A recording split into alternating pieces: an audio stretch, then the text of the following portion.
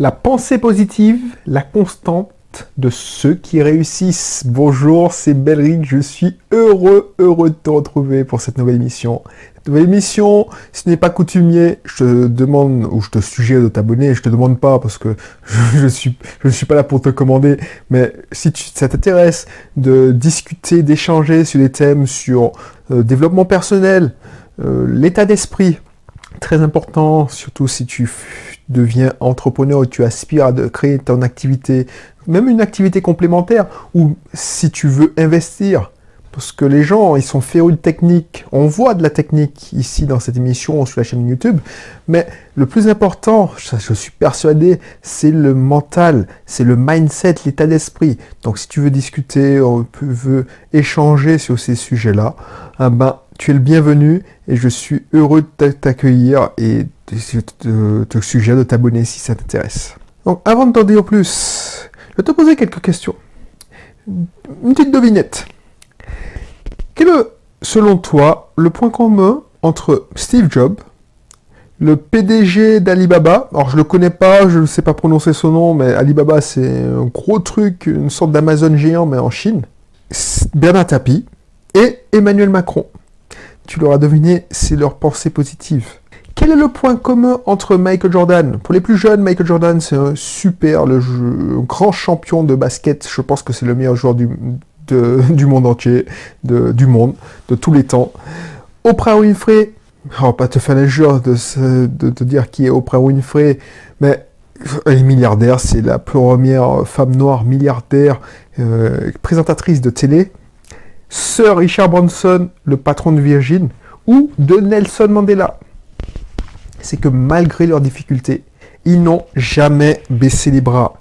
Ça, c'est hyper important, ça. C'est pour ça que je voulais t'en parler. Parce que je remarque, quand j'observe certains collaborateurs, j'observe des systèmes où j'interviens, il y a des gens qui voient le verre à moitié plein et ceux qui voient le verre à moitié vide. Et pourquoi j'aime lire les biographies de ces personnes qui m'inspirent? Parce que on les voit en tant que millionnaires, milliardaires, il y a certaines mauvaises langues qui vont dire la chance leur a souri. Oui, ils ont une part de chance, mais ils ont su créer leur chance. Mais la plupart des gens que je t'ai cités, ils sont partis de zéro. Alors, je ne sais pas si je connais pas la vie de Steve Jobs, mais voilà, je sais que Bernard Tapie, il est né pauvre. Le PDG d'Alibaba, il était pauvre. Tout le monde se moquait de lui. Sir Branson, Richard Branson, il n'était pas pauvre, mais tu vois, rien ne le prédestinait à devenir multimilliardaire. Il était en plus, que j'ai lu le livre L'élément, il était dyslexique. Donc il était voué à l'échec scolaire. Et pourtant, il a su, avec son bagou, se débrouiller. Donc ils sont partis de zéro. Et pourtant, ils sont arrivés là où ils sont. Quand je prends le parcours de Bernard Tapie, que j'ai déjà dit, il a commencé de zéro. Moi, c'est quelqu'un qui m'a toujours inspiré parce que, comme beaucoup, soit il t'inspire, soit il te fascine, soit tu le détestes. C'est des gens qui polarisent beaucoup. Peut-être que moi, je polarise aussi. Je ne sais pas, je ne me rends pas compte. Mais peut-être qu'il y a des gens qui me détestent. Peut-être qu'il y a des gens qui me disent. Par contre, ces gens-là, ils polarisent parce que, voilà, soit les gens les adorent, mais on en parle d'eux. Et quand je te dis tapis, il y a toujours quelqu'un qui va dire oui, c'est un connard, il a roulé plein de personnes, il a mis sur la paille plein de personnes, il a la chat, c'est un mec qui arnaque. Oui, je peux entendre ça, mais il faut le reconnaître. Malgré les épreuves, il ne partait jamais perdant. Il ne partait jamais perdant, car il pense positivement. Est-ce que tu as vu déjà quelqu'un de négatif réussir quelque chose de grand ? D'accomplir quelque chose de grand. Quand tu écoutes les grands parler, alors les grands qui ont réussi, mais c'est pas nécessairement financière, parce que tu peux réussir ta vie sans être riche. Je sais pas, moi, Mère Teresa, c'est quelqu'un qui a fait de grandes choses. C'est quelqu'un qui voit le verre toujours à moitié plein, qui pense positivement, même si elle était dans la misère, parmi la misère, elle n'a pas baissé les bras. Et toi, est-ce que tu penses positivement? C'est très important. Par exemple, moi, quand on recrute quelqu'un pour, je sais pas moi, l'auto-école, ou quand on recrute quelqu'un, une nouvelle collaboratrice pour mon épouse dans son cabinet, avec l'expérience, tu as le choix, peut-être avec quelqu'un qui a 10 ans d'expérience, mais qui pense négativement, et un junior qui a faim, qui veut croquer la vie à pleines dents, qui veut réussir, qui est positif dans la tête. Devine qui je choisis. Tu vois ce qu'on veut dire? C'est pour cela que la méthode que l'on utilise a autant de succès. J'en ai fait d'ailleurs une formation, que je mettrai le lien dans la description si ça t'intéresse, parce que je suis entièrement persuadé que le système de l'aide de motivation CV ne fonctionne plus. Tu peux pas déceler l'état d'esprit de cette personne avec une lettre de motivation et un CV. Tout le monde peut faire rédiger par, je sais pas, un ami, une lettre de motivation. Il y a des modèles de lettre de motivation qui circulent sur Internet. Les CV se trafiquent. Mais la méthode que j'utilise, qui va au fond des choses, qui fait des interviews, qui essaye de voir comment la personne voit ses échecs, voit ses réussites, est-ce qu'elle voit la vie d'une manière positive ou négative. Ça te permet de trouver des personnes valables qui vont faire avancer ton entreprise, qui vont pas la faire couler. Donc je te laisserai cette description parce que c'est hyper important. Donc, effectivement, on regarde les compétences, mais je regarde aussi et surtout l'état d'esprit. C'est hyper important. Parce que, en fonction des questions, quand on te demande de décrire une expérience, ton expérience professionnelle, quand tu creuses, puisque les questions sont très peu communes, donc les candidats sont déstabilisés aussi. Ils voient que c'est pas un entretien comme les autres. On va entrer au fond des choses. Ben, tu vois en fonction des réponses si elle est trop sûre d'elle, elle a des idées arrêtées, ce candidat, cette personne, est-ce qu'elle est pas sûre d'elle, est-ce qu'elle est négative. Et tu vois, il y a des champions dans le fait de pleurer les yeux secs. Quand je te dis pleurer les yeux secs, c'est vrai. Et je m'en souviens, tu en as connu sûrement toi, mais il y a des gens qui aiment se faire plaindre, qui jouent aux victimes. Parce que c'est comme ça qu'ils attirent l'attention. Maintenant, et moi, quand je dis que je suis un clébard, je me rappelle que, voilà, j'ai toujours été un clébard, parce que voilà, on abusait de ma générosité. Je me souviens quand j'étais au lycée, alors peut-être qu'elle va se reconnaître, j'avais une camarade de classe, on était en première, en terminale. Voilà, à la fin du contrôle, elle est déprimée, elle est presque en pleurs. Oui, j'ai raté, voilà, j'ai mal répondu. T'as répondu quoi? Ah non, j'ai pas répondu ça. Ah non, je vais rater mon bac, blablabla. Ah, je dis, ah, mon pauvre, tout ça. Ah ben, ne t'inquiète pas, tu te rattraperas la prochaine fois. Tu es compatissant, Ah ouais, purée, mais voilà, ça fait de la peine de voir une camarade qui est dans la détresse. Ok. On remet les notes. Moi, j'ai 12. Bon, ok, je suis content. Bon, je suis content, non, moyennement. Et puis, je vois qu'elle a 15. Ok. Ça peut être un accident, peut-être. Elle refait le même coup, le deuxième contrôle. Bon, je la réconforte, mais pas plus que ça. Et je remarque que, voilà, elle a encore 16, 17. Et moi, j'ai 14, on va dire. J'ai oublié la note que j'avais, mais bon, elle a toujours plus que moi. Troisième fois, même chose. Tu te dis, non, ça, c'est quelqu'un qui essaie d'attirer l'attention. Et cette personne, je suis sûr qu'elle a galéré dans la vie. J'ai plus de ses nouvelles. Tu sais, quand tu passes au lycée, quand tu quittes le lycée, surtout quand tu es en Martinique, tu fais tes études en métropole bien souvent. Un tel est à Bordeaux, un tel est à Toulouse, un tel est dans la région parisienne. Voilà, de temps en temps, grâce à Facebook, tu as des nouvelles et encore. Bref. Ce genre de personne, si tu te laisses prendre dans l'engrenage, si moi j'avais pas réalisé ça, j'avais pas compris ça rapidement, ce genre de personne peut te pourrir une vie, un service, chialer à longueur de journée. En plus, ce genre de personnes, elles sont tellement fortes, ils arrivent à faire pleurer, à se faire plaindre de ceux qui sont plus dans la merde qu'eux. C'est ça qui me fascine quand je vois ça, parce que, tu vois, je me suis toujours senti étranger. Moi, quand j'étais encore salarié, comme j'étais un solitaire, c'est pour ça, je me suis toujours considéré comme un chat. Un chat ne vit pas en meute. Donc, m'intégrer dans un groupe, ça m'intéressait pas plus que ça.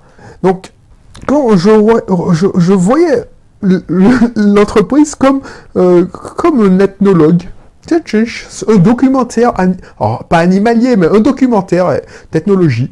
Genre, ah oui, quand tu vois, ah oui, cette personne essaie de se faire plaindre, la psychologie des gens, ça m'a toujours attiré. Je dis, ah ouais, effectivement. Et je voyais qu'il y a des gens, des champions de se faire pleurer, de se faire plaindre, de jouer aux victimes, et ils se faisaient plaindre par des gens qui sont plus dans la merde qu'eux. Et ces gens-là, ils ne réalisent pas en plus. Et tu te rends compte que ces gens-là, ils ont, je sais pas, plus de difficultés financières qu'eux, et ils arrivent à chialer avec la personne. Ça m'a fasciné. Par contre, je ne veux pas de ce genre de personnes dans ma boîte, dans mes systèmes. Parce que je me fous de ta vie, mamie. Non, ça peut te choquer ce que je dis, mais c'est le choc, je m'en fous, mais voilà. Pour les avoir côtoyés, ça t'apporte jamais rien de bon d'avoir quelqu'un qui te tire vers le bas. Parce que, voilà, cette personne avait affronté la moitié. Alors, je ne veux pas me mettre dans la vie, parce que moi, j'ai une vie relativement facile, mais j'aurais pu voir ma vie d'une manière négative. Tu vois, ouais, effectivement, 90% des projets que je lance échouent lamentablement, et puis voilà, bah, j'entends beaucoup, donc finalement, j'ai des réussites. Mais voilà, je pourrais m'apitoyer sur les 90%, les 80% qui échouent. Les gens, ils voient notre patrimoine. Mais ils voient pas comment on a galéré, on a tenté des choses. On s'est pas fait plaindre, on s'est pas victimisé. Donc voilà. Alors, quand ces gens-là pleurent, et j'espère que tu... De toute façon, si tu écoutes ce podcast, si tu écoutes cette émission, c'est que tu n'en fais pas partie, je suis persuadé. Mais si tu vois des gens comme ça, qui, avec leurs pleurs, leurs plaintes, attirent... Voilà, ils attirent la loose. Tu attires la loose si tu fais que c'est comme ça. Tu réfléchis en perdant. Tu réfléchis en loser, ben tu vas être un loser. Tu montes. Alors, je sais pas si tu crois en Dieu, mais tu montres. Si tu ne crois pas en Dieu, tu peux croire en l'univers, ou tu peux croire. Alors, je fais une émission sur le destin. Tu montres à l'univers ou à Dieu que tu n'arrives pas à apprécier ce que tu as. Donc, tu n'auras que des merdes, puisque quand il voit que quand tu es malheureux, c'est une sorte de bonheur intérieur. C'est-à-dire que tu trouves ton bonheur dans le malheur. Je ne sais pas si tu me suis, parce que je commence à délirer là, mais voilà. Les gens qui se font plaindre, pour moi, c'est qu'ils veulent attirer les regards. Ils trouvent du réconfort à travers les autres. Donc ils essaient de te faire pitié, de t'apitoyer. Donc c'est comme ça qu'ils ont leur bonheur. Donc inconsciemment, ça c'est ma théorie, hein, tu en fais ce que tu veux, inconsciemment, ils veulent pas s'en sortir. Ils veulent pouvoir toujours se faire plaindre. Donc ils vont toujours trouver une merde qui va leur arriver. Et fatalement, ça va arriver. Donc ils auront toujours de la merde à raconter. À force de répéter qu'ils ne vont pas réussir, que tu vas pas réussir dans ce cas-là, ben devine quoi? Ben tu vas pas réussir tout simplement. Quand Steve Jobs s'est fait virer d'Apple, parce que si Steve Jobs, tout le monde crie ah ouais le grand homme, oui c'est un super grand homme. Alors c'est un clébard aussi, parce que dans tout grand homme il y a toujours une part d'ombre. Alors ces détracteurs disaient que c'était un mec infect qui traitait ses collaborateurs comme de la merde, qui se garait sur les places handicapées, il n'en avait rien à foutre, c'était un mec abject, effectivement, c'est peut-être un connard, mais c'est un grand homme. On peut pas lui retirer ça. Quand il s'est fait virer d'Apple, en 91 je crois, bien sûr que ça lui a fait du mal, c'est une entreprise qu'il avait créée avec l'autre Steve. Donc ça lui a fait mal à la gueule, c'est un mec arrogant. Donc il a pris plein la gueule, il s'est fait virer de sa propre boîte. Il a été sûrement au fond du trou. J'ai pas lu son livre encore, mais il a peut-être fait une dépression, sûrement fait une dépression. Mais il s'est relevé. Il s'est pas suicidé ou il s'est pas tombé pas. Non, il s'est relevé. De toute façon, voilà, ce genre de personnes se relèvent toujours. Et il a créé les studios Pixar. Tu te rends compte, les studios Pixar, je sais pas si tu sais, mais c'est un studio qui a été racheté des millions, des milliards par Disney. Ils ont aligné des animations, genre, je sais pas, tous les gros dessins animés de Disney, là, en 3D, c'est les studios Pixar qui les sortent. Quand Bernard Tapie, pour revenir sur lui, a été coincé dans ses affaires. Alors, moi, je connaissais l'affaire OM Valenciennes, l'affaire Adidas, mais en lisant le livre, j'apprends qu'il a été ruiné à 24 ans. Et pourtant, il s'est relevé à chaque fois. Alors, je ne dis pas qu'il n'a pas eu mal, mais il s'est relevé. Parce que les gens positifs voient le bien partout, même dans les pires situations. La vie, et je le rappelle, je ne sais pas si tu as déjà entendu dans cette émission, mais la vie, c'est une question de perception. Une fois que j'ai compris ça, ça a été tout de suite mieux dans ma vie. Tu peux penser que ta situation est merdique, alors que pour d'autres, ce serait tellement génial d'avoir ce que tu as. Pense à ça quand tu recruteras ou tu voudras t'engager dans une relation amicale, amoureuse. Est-ce que cette personne pense de manière positive? Pour rejoindre le sujet de l'émission précédente, est-ce que tu ne passeras pas ton temps à l'assister? Des fois, tu te dis, voilà, j'ai pas le choix. C'est ma sœur, c'est mon frère, c'est mon fils, donc je dois l'assister. Mais pose-toi la question.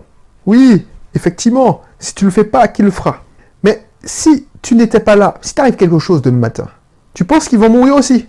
Tu ne penses pas qu'ils vont se débrouiller d'une manière ou d'une autre? Donc, pense un peu à toi. Arrête de te sacrifier. Et une manière d'arrêter de se sacrifier, c'est d'éviter ces gens-là. Parce que même si tu te penses blindé, moi je me dis, ouais, je suis blindé, je m'en fous. Ouais, dans la bouche, c'est bien à dire. Mais tu penses bien que je suis conscient de ça. Si j'avais quelqu'un de négatif qui me tirait toujours vers le bas, qui me descendait à chaque fois que je mettais une idée, ça marchera pas, tu penses que les gens vont apprécier, ils vont acheter ta merde de produit là, tu penses quoi, tu es une sous-merde? Non, tu penses que si j'entendais ça à longueur de journée, et Dieu merci, et mon épouse n'est pas comme ça, mais voilà, les gens je m'en éloigne, tu penses, parce que je sais très bien que si tu écoutes ça, même si tu te dis, mais c'est de la merde, ce qu'ils pensent, je m'en fous, ça agit sur toi. Ça te grignote petit à petit,